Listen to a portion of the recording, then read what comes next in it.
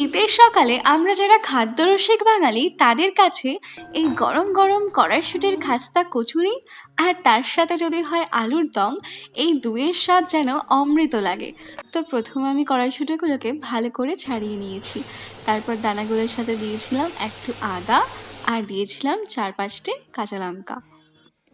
সব কিছুকে ভালো করে মিহি একটা পেস্ট করে নিতে হবে।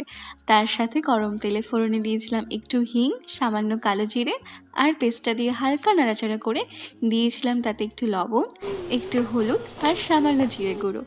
মশলাটা থেকে কাঁচা গন্ধটা চলে গেলে নামিয়ে নিয়েছিলাম একটা প্লেটে। হাত দিয়ে আলতো করে ছড়িয়ে দিয়েছিলাম যাতে এটা ঠান্ডা হয়ে যায়। পুরটা বানানোর পাশাপাশি একটা বাটিতে নিয়ে নিয়েছিলাম সামান্য ময়দা, দিয়েছিলাম একটু লবণ, একটু চিনি, আর দিয়েছিলাম সাদা তেল। ময়দাটাকে ভালো করে ময়ান দিয়ে অল্প অল্প জল দিয়ে ভালো করে মেখে নিতে হবে। তারপর ছোট ছোট লেচি কেটে লেচির মাঝখানে কড়াইশুঁটির পুরটা দিয়ে মুখটা বন্ধ করে নিয়েছি। তারপর সাদা তেলে আলতো হাতে কচুরির মতো বেলে দিয়ে দিয়েছিলাম গরম গরম তেলে। কড়াইশুঁটির কচুরিগুলো গরম গরম তেলে পড়লে একদম ফুলকো ফুলকো করে ফুলে যায়।